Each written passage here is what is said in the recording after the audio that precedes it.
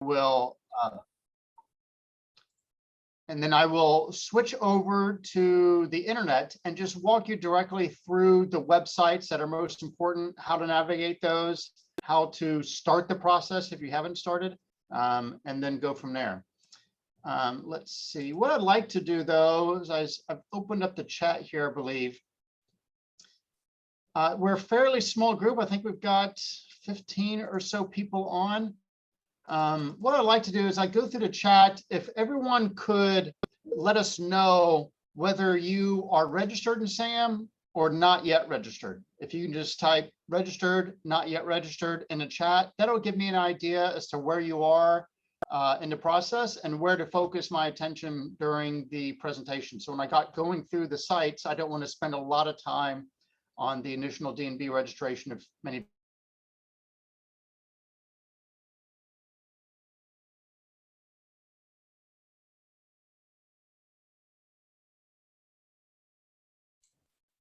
Mary Jo, I am seeing someone else as Anakara Zangetsu as the presenter instead of Wayne.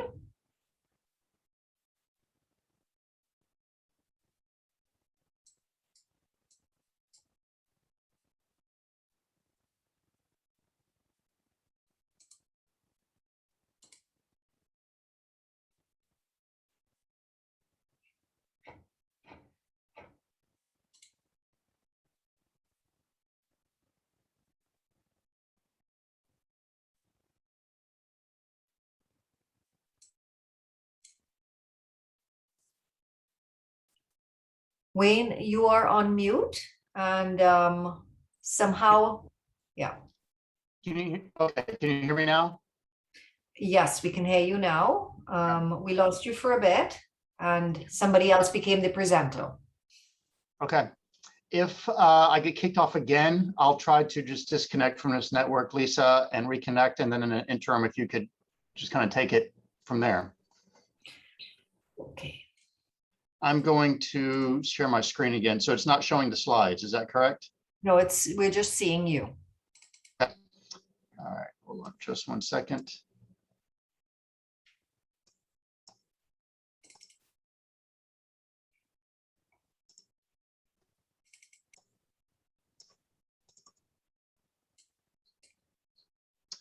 Okay, what about now?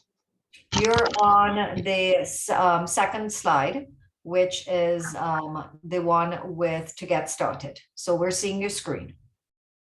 Okay. And then, all right, so people did hear me ask to put into the system whether registered or not yet registered. Okay. So this is the 3 main steps to get started with SAM. I'm going to go to the next slide if I can. Yeah, there we go. Okay. Now this is I'm not going to skip this one. This is really just saying that there have been some new iterations of SAM.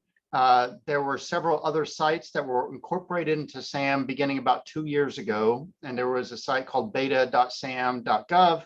But now all these parts are coordinated under Sam.gov. So all you have to know is Sam.gov, and you can do all those things that you used to do in other areas.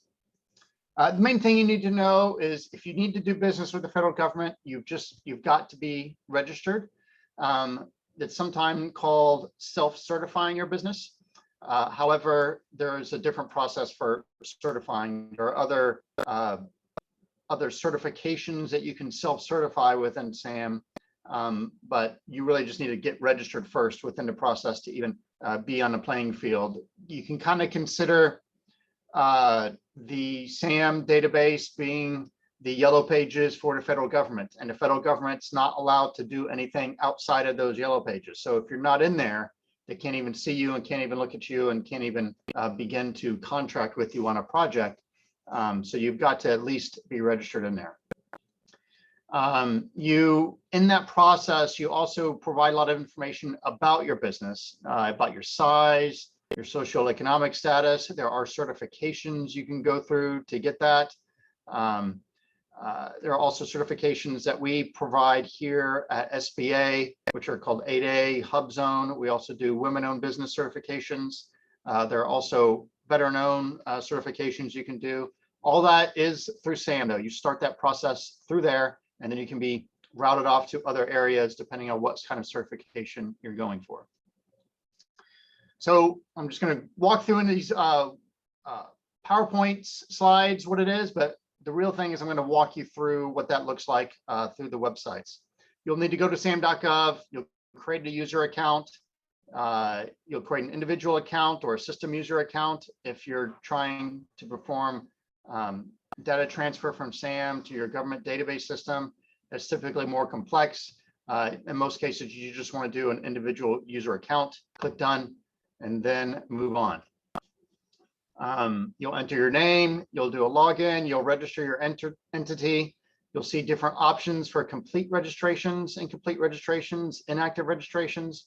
Just click on the one that is that applies to you if you're going. So I know some people have already registered. Looks like we're about, from what I see in this poll that popped up, about half have registered in SAM and a little more than half have not registered in SAM. This one is a very important number to use, and I'm going to show you where you can find that on the site as well. The Federal Service Desk is really the best place to go to get all your questions answered on when it comes to registering in SAM, updating your profile, how to upload information, how to start getting certifications. The Federal Service Desk is manned 8 a.m. to 8 p.m. I've called it multiple times. People always answer within a few minutes. They're very knowledgeable. They understand everything about SAM and federal contracting processes. They're your place to start. Now, there's a lot of information you can get online to move forward. You don't need to have them walk you through every step. Sometimes that can be more time consuming because a lot of it you can just do yourself online. But if you do get stuck and you're unsure how to proceed with the next step, call this number and they'll be able to help. I'm also going to visit their site when we finish this here. As I mentioned before, there are certain certifications that can greatly enhance your ability to obtain federal contracts. Certifications that are provided by SBA. These are through 8A, Hubzone, women-owned small businesses. In the coming weeks, we are going to be having more presentations that are focused on each of those. We're going to have one that's just going to be focused on 8A certification. We're going to have another that's focused on Hubzone certification. And then that same week, we're going to have another that is focused on women-owned small business certification.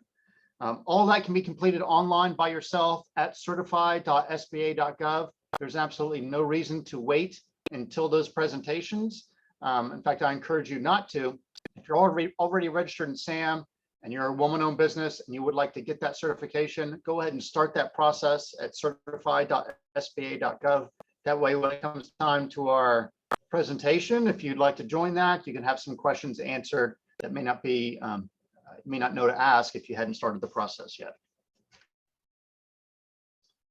There is assistance available through this. So registering in SAM is fairly intuitive. They provide directions that are pretty clear.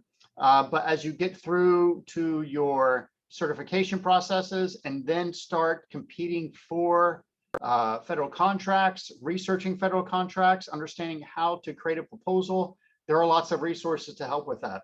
Of course, there's a small business development center here. They understand the basics of federal contracting and can help. And if they can't find that assistance for you, they can point you to another position or another area. There's something called a Procurement Technical Assistance Center that's located in Puerto Rico. It's my understanding we hope to have one up and running here in the Virgin Islands in 2022. But we do not have one right now. But in the meantime, we do have one in Puerto Rico who can provide assistance to folks down here.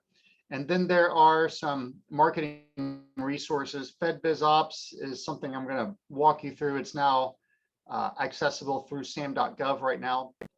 We'll go through Sam.gov, probably take you through the dynamic small business search just real quickly, and a few other things. But there are a lot of outstanding resources you should become familiar with if you are interested in federal government contracting. And then finally, there's information here. But now that we're at this slide, I am going to stop for just a moment, see if I can get out and take you to some websites real quickly.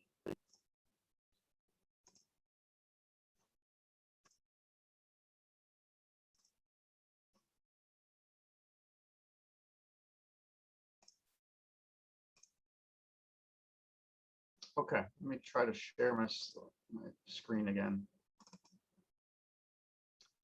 Okay, can everyone see a website? Someone can just put in chat or unmute and tell me. Yes, we see it. Okay, perfect. When you go visit SAM, this is the site that you're going to see right here. It's laid out pretty easy. If you've never registered in SAM before, you're going to want to just click get started and understand how that process goes. And it lays it out right here really simply for you. The first thing you must do is request a DUNS number. They're going to ask you for that right up front. So all you have to do is click this link. It's going to take you to a separate page, and then you just go through the process. There is not a drop down for the U.S. Virgin Islands. All the territories, even though it says select a country or territory, all the territories just fall up under United States of America. You click continue.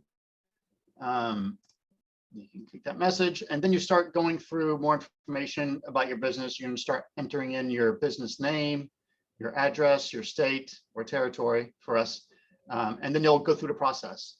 They are supposed to turn around with a D&B number for you, which will eventually be called a unique identity identifier within 2 days.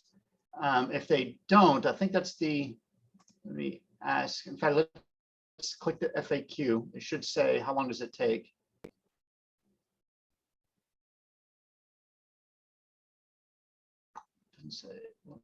I don't see that it says how long it takes, but I'm told that they have been operating. They should be able to get those within a couple of days. One important thing from this FAQ, though, that I do want to point out is, do you have to pay? Is there a charge for obtaining a DUNS number? Oh, and here it is right here. So obtaining a DUNS number is absolutely free for all entities doing business with the federal government. Now, when you start putting your information into these databases and you start registering in SAM, this is a federal database, so it's a public database. And oftentimes there are entities that will gather that information. And if you put your email in there, they may email you and say, we will help you with that federal government contracting process. We will help connect you with contracts. We will do all these things for you. And they charge significant amounts. Some will charge thousands, some will charge hundreds. There is absolutely no charge for doing this. This is something you can do yourself. I know many people believe, well, I'm very busy with my business and this is time consuming. I don't understand it. It's worth it to me to pay a couple of hundred to someone else to do it. At the same time, however, the first thing they're going to do is just ask you for the same information that the web pages are going to ask you for. So they're basically just going to ask you to do all the things that you'd have to do anyway. So you're still going to have to go get your incorporation documents. You're still going to have to do some other things that you're going to have to upload. And that's the time consuming part. So paying someone else to just ask you separately to do that is not really advised under my situation, in my opinion.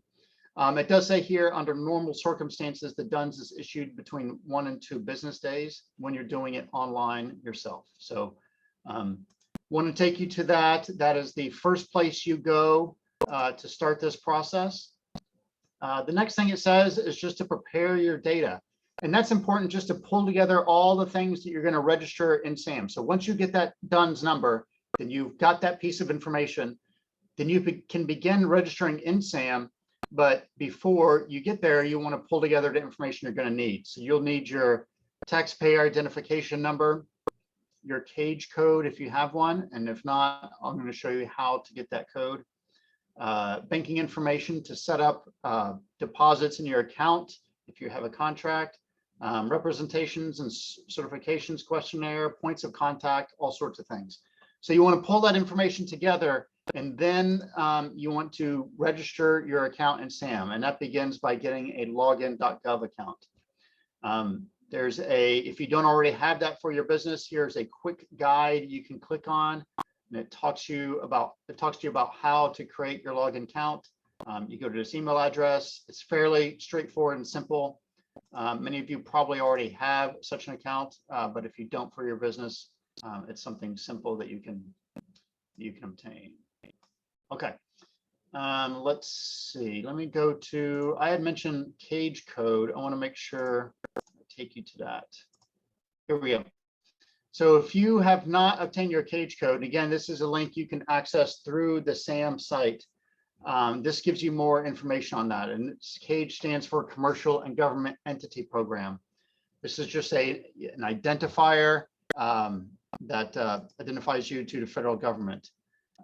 You can get more information, of course, on what a government CAGE code is, what an entity is, why do you need it. But at the end of the day, you just need it to do business with the federal government. It's a requirement. And you can start it here. You can do a CAGE search and inquiry. We have, I think if I put in VI, I think we have technically a little over 600 entities that have CAGE codes.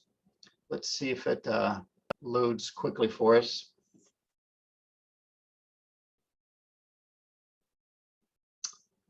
Yeah, fairly quick. Well, that's more than I thought. Although some of these, okay, so that's getting, we have, I think around 650 that are just on St. Croix. But in the whole territory, you have 2,659. These are all the entities that have been assigned a CAGE code at some point. Many of these are small businesses. Many of them are not. Many of them are nonprofits, events like Taste of St. Croix. Of course, universities have them. Government entities have your own CAGE code.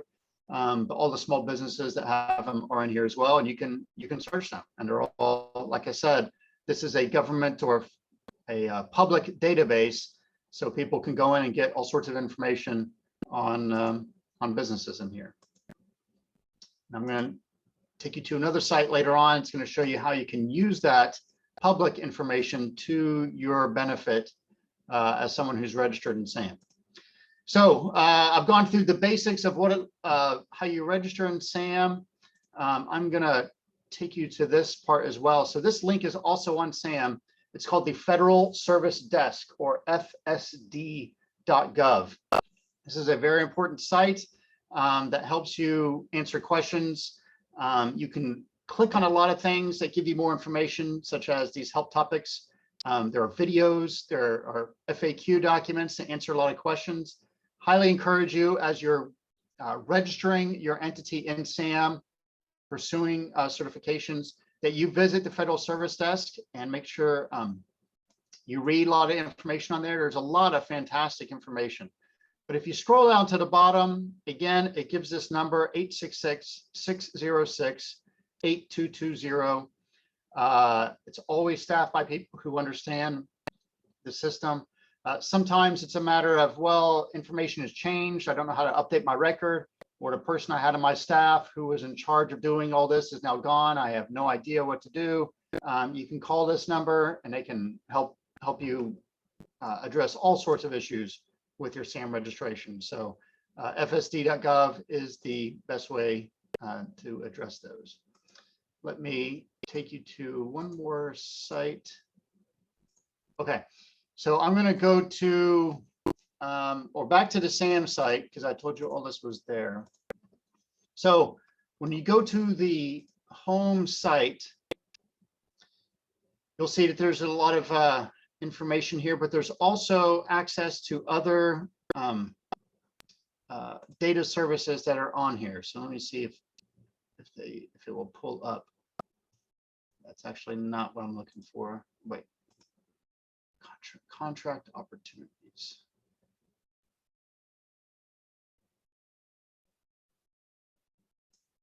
I'm sorry, my computer is running a little bit slow here. Okay, so this is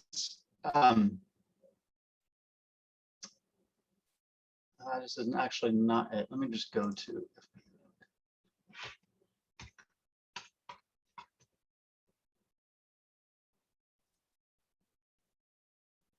Okay, so here's the page on SAM.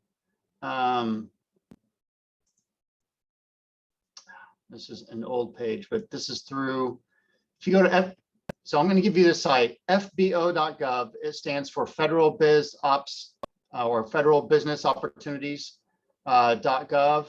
It's incorporated into SAM, as you can see through this URL up here. And I know I've gone to it before. Let me, oh, here it is. Sorry, right here on the front page. So you can use this for contracting opportunities right in the homepage. So I want to make sure everyone is familiar with this so you can understand how to look up contracting opportunities here in the Virgin Islands or really anywhere, depending on where what kind of business you are.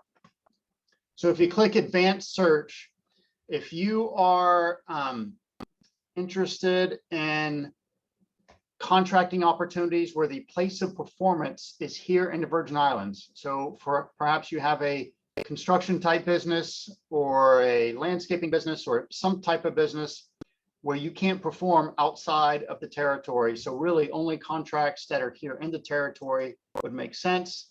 Then you would click place of performance. Then you would click the Virgin Islands and you'll see the ones that are here. Every federal government entity must post their opportunities that are $25,000 or more here on this site. So here you see 4 that are active right now. One is, this one looks like it is a soliciting a lease. So they're trying to find a new recruiting station on St. Thomas. Perhaps they're moving out of Niski, or they're just renewing that lease right there, because I believe they had their Armed Forces Career Centers there in the past. But it looks like here's an opportunity. If you have a building and you have an opportunity to provide a lease to have those stations, then they're here. Reconstruction of Veterans Drive, generator maintenance through FEMA, and domestic piping and repairs. So if these are the types of contracts that you could service, then you can get a lot more information on these as well. So if you click on this one, for instance, this should give you contact information either for a contracting officer or for an entity that will help with that process. So for here, it's a contracting officer. This is the U.S. Army Corps of Engineers is the direct contracting agency for this. They give that person's name, email address, phone number, and a lot of information about what that contract is and what the description of it is. So a lot of great information can be found on this site. It's constantly updated when there are new opportunities. I believe you can select that to update you as well when something new comes up once you're registered in SAM. So I'm going to close this out, but you can also do this as a the type of business you provide. So if you typed in a keyword, let's say, I'm trying to think of something that, let's say you did landscaping. This would show all the landscaping opportunities that there are throughout the federal government, not only in the United States, but outside the continental United States and territories, but perhaps sometimes these are done overseas as well. You just have to look at it. So you can type in the specific business that you do and see where all those opportunities are. There are some businesses here in the territory that even though they're located in the Virgin Islands, maybe they do software development and they can do those anywhere. So they can type in the keywords for their particular software development and see where those opportunities are and then bid on them being here in the Virgin Islands. So this is an important site. Again, you access it through Sam.gov. I apologize for not seeing it right immediately when we looked at the site, but it's this first thing right up here. fbo.gov is now accessible through Sam.gov. I'm going to take you to one more site, and then I'm going to open it up to questions. Hopefully it is working. This one is called the Dynamic Small Business Search. This is a site that is run by SBA. So the Dynamic Small Business Search, it's a little bit of a long URL address, web.sba.gov, and pronet, and it gets to DSBS. I would encourage you, if you forgot the name of it, just type in DSBS or Dynamic Small Business Search into a Google search. it'll come up, and as soon as you see this .gov email address, you'll notice is it, and this is our front page. Here is a great tool to understand not only how you look to contractors who are searching for entities that can service a contract, but also you can do some more research on your competition, how other entities portray themselves in a territory, or outside the territory or in your industry. So just for an example, I'm going to click on the Virgin Islands. You can click on all sorts of subcategories here to narrow down your search. You can say, I want to look at just the Virgin Island businesses that are also women-owned certified, or ones that are Hubzone certified, or look at some that are just in my what we call NAICS code, North American Industry Classification, that are in my industry, or you can look in keywords. For now, though, I'm just going to select Virgin Islands so you can see how many are in here. It should be around 600 or so.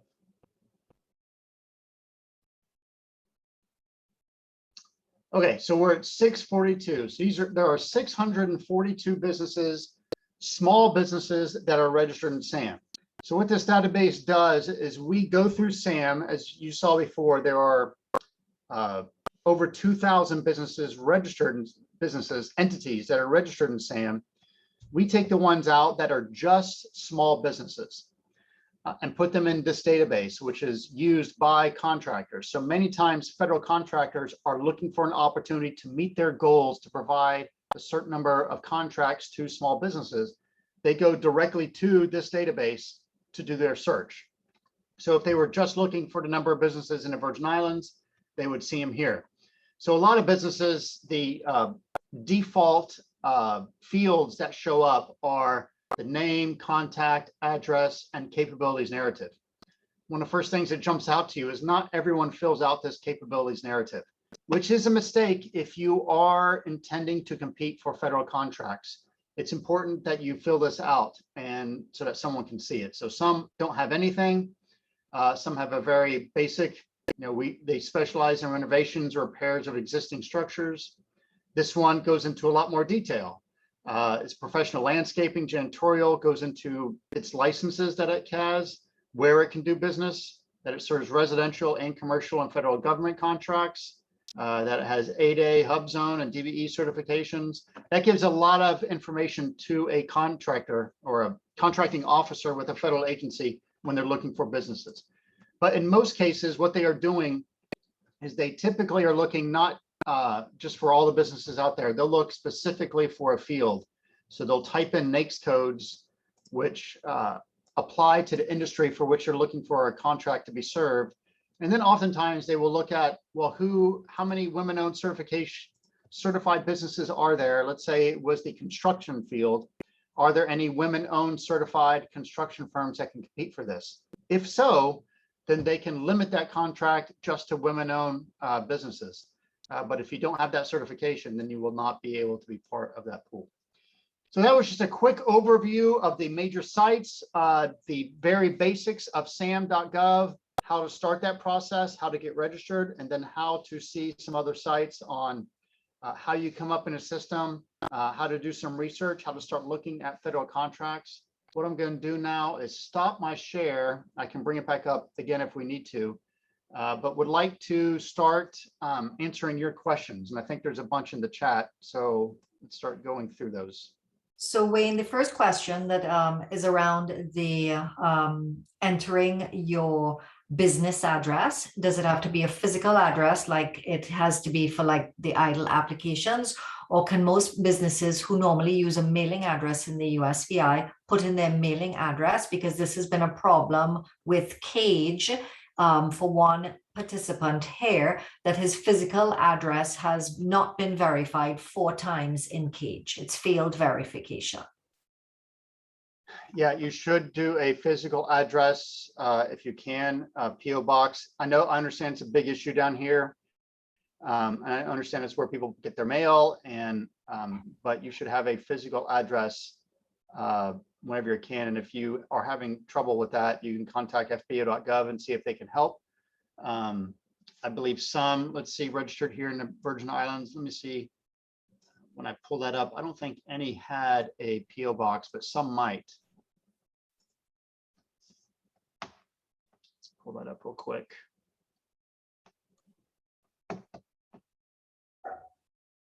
Yeah, all the ones that we have registered in there, they all have a physical address.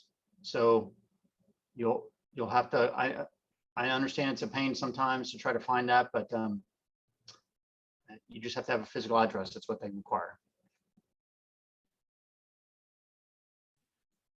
Yeah, I have my hand up. Can I say something? Sure, yes, go ahead. Hey, it's Doug Wilson. We have a nonprofit that was formerly registered. And then the renewal has been failing because we changed the physical address. And we have not been able to validate that physical address with Cage. And it's not just a pain, it's insurmountable in this case. And I'm totally at a loss.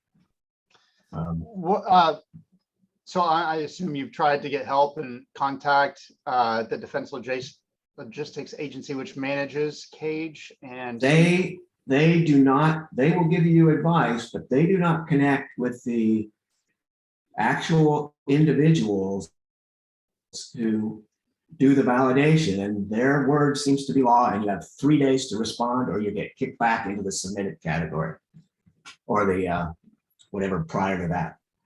So if you need documentation, you have 3 business days to try to find it or you're done. And apparently you cannot contact those Cage reviewers. So, I mean, I had 2 problems. One is that we changed our DNB to try to get a new physical address, which is a rental property, because that's where we had the most hope of trying to get validation information. The first problem is that Dunn's DNB actually made some unauthorized, if you will, abbreviations in our physical address. Now it no longer verbatim matches any documentation that we have. I don't know how to solve that. I mean, the problem is that our physical address on our lease, unfortunately, is Building 3, Suite 202, located on parcel 1 of 6F Estate Thomas, New Quarter, St. Thomas, Virgin Islands. That is rife for mistakes, not just within Dunn's, but in our vendors. You know, I could give them an electrical bill, but that is not how the electric company, that's not what they call it. It's not what the phone company calls it. There's 27 words there, any one of which in error throws the Cage process out. Have you tried FBO? Have you tried the not FBO, the Federal Service Desk? No, but I've tried PTAX and I've never gotten a response. Either nobody answers the phone or emails never get responded to. You're a nonprofit, is that correct? Correct. Okay, it might be because of that, but they should at least respond to you, of course. You tried to PTAC in Puerto Rico or where? And Puerto Rico, and I have an office in Maryland, and I tried them too. Yeah. Yeah, I'm sorry to hear that. Unfortunately, there's very little we can only really have control of SBA or the website that we control. And when there needs to be updates to other federal entities or federal agency sites or databases, you know, we don't have really much control over that. If you have not used, since you have not called the Federal Service Desk, I suggest calling them, explaining that situation to them, giving them information. They may have seen things like this before. They may have contacts that can help you more directly. I found them to be helpful in the past. It's not always a quick fix, but at least it's people who can grasp the situation that's happening and help hopefully move it forward for you. It just seems as if Cage, the DLA side, is completely separated from everything else, and you can't talk to them. It is. I mean, I don't know. I never had tried And to talk so with them. any But, yeah, I rational know it's person would be able to contact, you would be able to contact this inspector who's validating and say, look, these are really close. Right. Yep. You know, this is I know. clearly the same thing. That doesn't seem to work. And I'm 6 months overdue for a payment. We've stopped business because I can't get paid. Remember, we expired, so we were getting paid. I tried to renew, and I've got outstanding payments that won't go through until this is done. So literally, we've stopped doing business. Contact the Federal Service Desk and see if they can help out. Yeah, it's frustrating. I know that some of those things are broken into different agencies managing it, and but Federal Service Desk, I think, is your best bet to try to get the assistance there. Okay, I appreciate it. I just felt I had to ask somebody. Yeah, and our information is at the end. You know, if you're still working with them and you're not getting anywhere, you can shoot Lisa or I an email, and I don't know what we can do, but at least I'd like to know that you were helped out and that it was fixed, because we may see these types of things again with other entities down here. And if it doesn't get fixed, we'll see if maybe we can try to find some way to get you attention on that. But I believe the Federal Service Desk will be able to do it.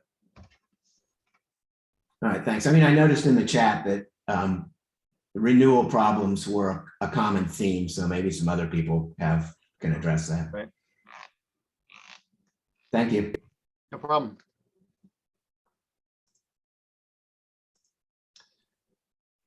Wayne, that was really a lot of the information in the chat is stuff that I was putting in while you were talking. Okay. The theme has been problematic with, as Doug mentioned, in terms of renewals. And again, I don't know if there's any more guidance that can be provided on renewals.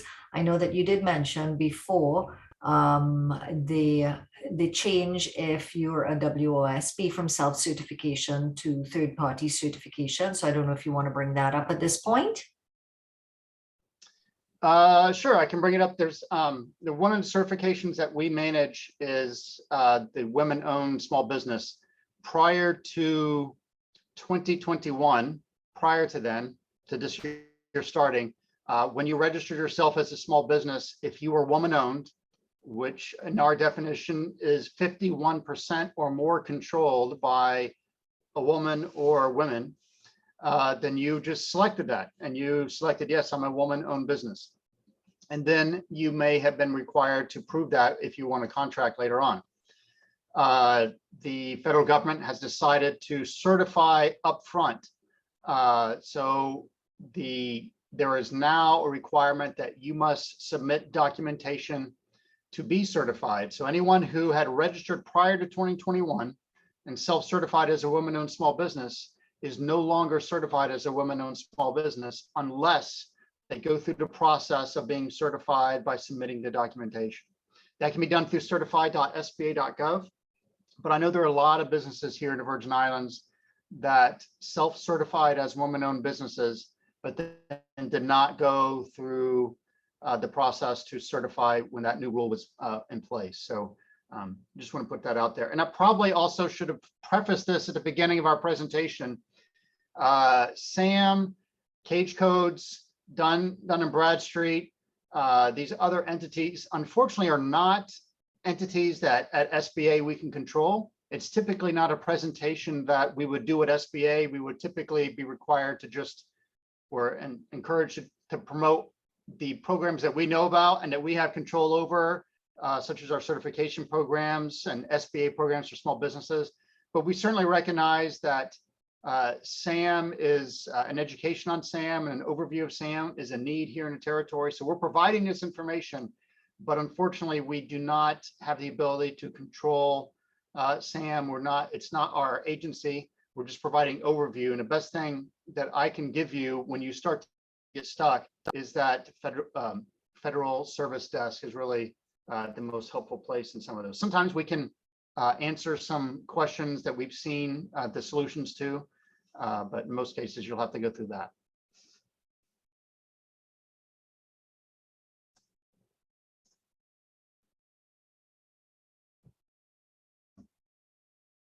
And Lisa, I see you've answered a lot of these, which is fantastic. So it's good. So any other questions regarding SAM, how to get started, where to go through for assistance if you need some help updating information?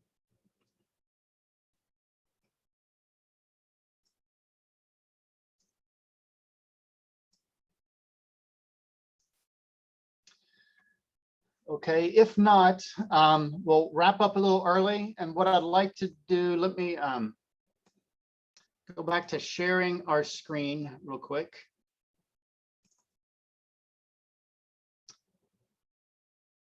Okay, so you should have. Okay, I gave these slides before, but I want to show our information. This is a direct way to contact us here at SBA. You can contact if you're interested in your certifications and getting more information. We have what we're called business opportunity specialists. We have two of them, Eduardo, Mariano. They're out of Puerto Rico. They both speak English. They both do presentations down here all the time.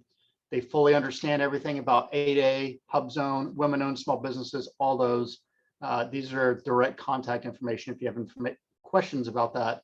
You can also contact me or Lisa if you have some other concerns or questions about anything related to SBA.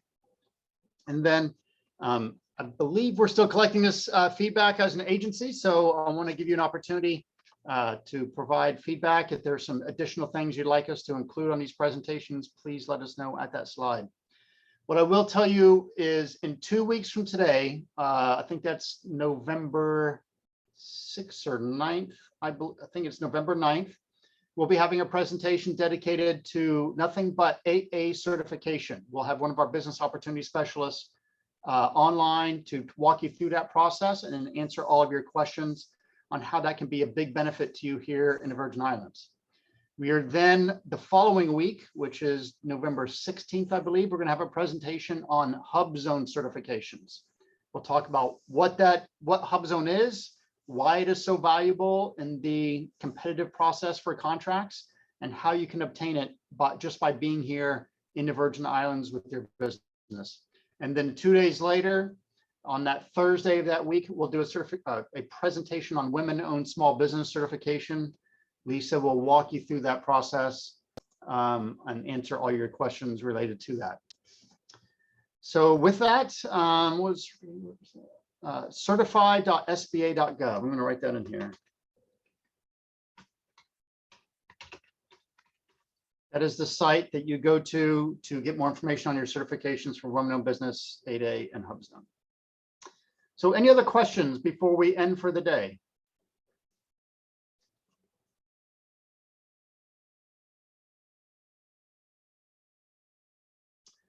All right, if not, I just want to say thank you for your time. And Mary Jo, I'll turn it over to you if you have any parting comments you'd like to say before we end today. Thank you, Wayne.